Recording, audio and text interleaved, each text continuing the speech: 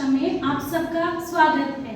आज की कक्षा में हम एक नए व्यंजन के बारे में पढ़ेंगे, लेकिन उससे पहले मैं आप सभी को एक कहानी सुनाऊंगी जो उस अक्षर से ही संबंधित है, इसलिए आप सब बच्चे उसे ध्यान से सुनिए।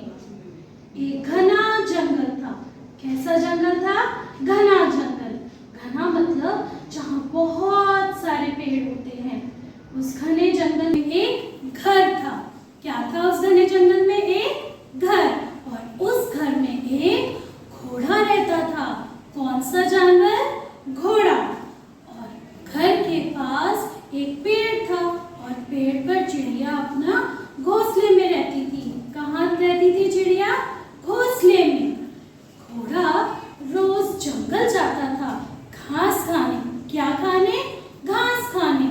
एक दिन घना अंधेरा छा गया और बहुत सारे बादल आ गए। घोड़ा बहुत घबरा गया और इधर उधर भागने लगा। क्या करने लगा? इधर उधर भागने लगा। भागते भागते घोड़ा गिर गया क्योंकि वो बहुत घबरा गया था। बादलों की आवाज सुनकर उसे डर लगा और वह भागते भागते गिर गया। जैसे ही घोड़ा गिरा उसे पाँव में चोट लग गई। उसके पाँव में एक घाव आ गया। चिड़िया ने देखा और वो उसको दवा लगाने आ गई। घोड़ा यह देखकर बहुत खुश हुआ और अंत में वो दोनों बहुत अच्छे दोस्त बन गए। आपने ध्यान दिया इस कहानी में हमने बार बार किस व्यंजन का प्रयोग किया? जी हाँ, कौन से व्यंजन का? घ। सब साथ को दोहराइए मेरे। कौन सा व्यंजन है ये? घ। आज हम घ व्यंजन के बारे में पढ़ेंगे और इससे संबंधित और कितनी वस्तुएं होती हैं हम वो भी पढ़ेंगे। घ। घ से घड़ा।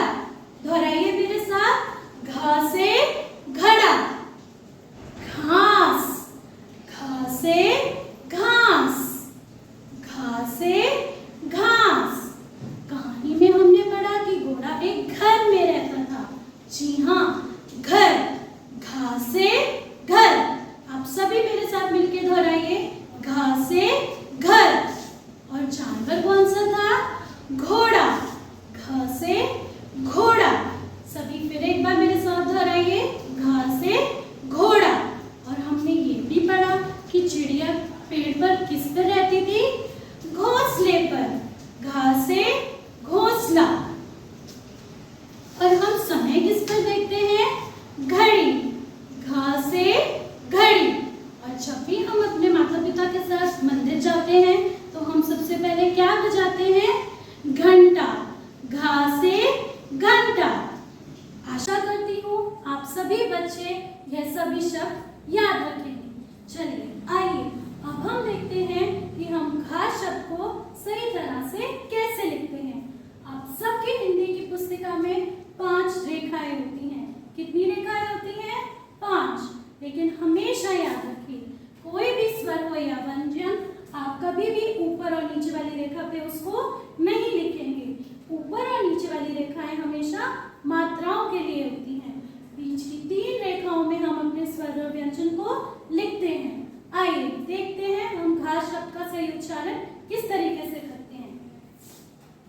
आधा गोला ऊपर, आधा गोला नीचे, साथ में एक लकीर, ऊपर एक रेखा। देखा, यह बहुत आसान था। एक बार और दोहराते हैं इसे। आधा गोला ऊपर, आधा गोला नीचे, साथ में एक रेखा, ऊपर एक लकीर। आशा करती हूँ आप सबको यह समझ आया होगा और आप सभी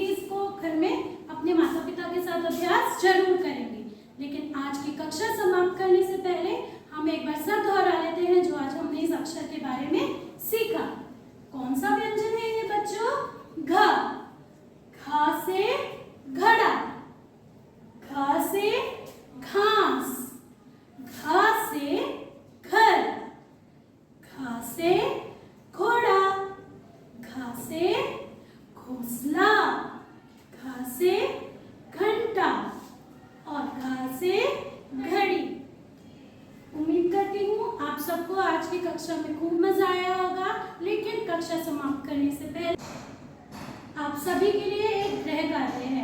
आप सभी बच्चे खा व्यंजन को लिखने का अभ्यास करेंगे घर में और उससे संबंधित जितनी भी वस्तुएं आज हमने पढ़ी या और नई वस्तुओं का भी उच्चारण करना सीखेंगे।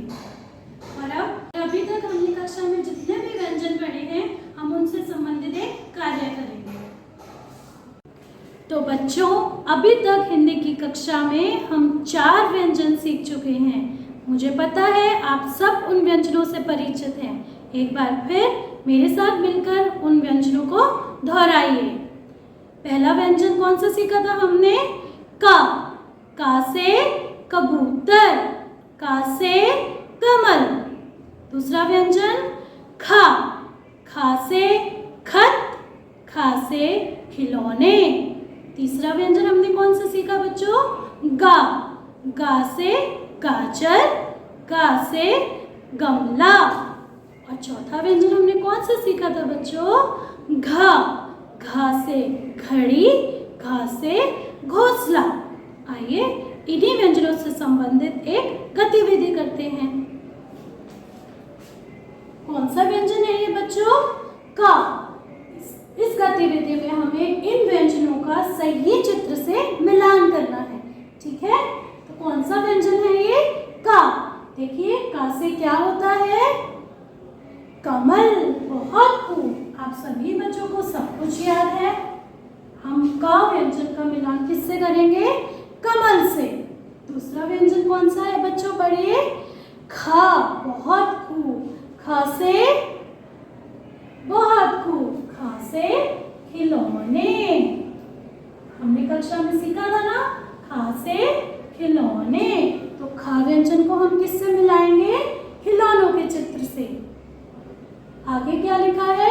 घा से क्या होता है बच्चों? घा से घोंसला। बहुत अच्छे। आइए घा अक्षर को घोंसले के चित्र से मिला देते हैं।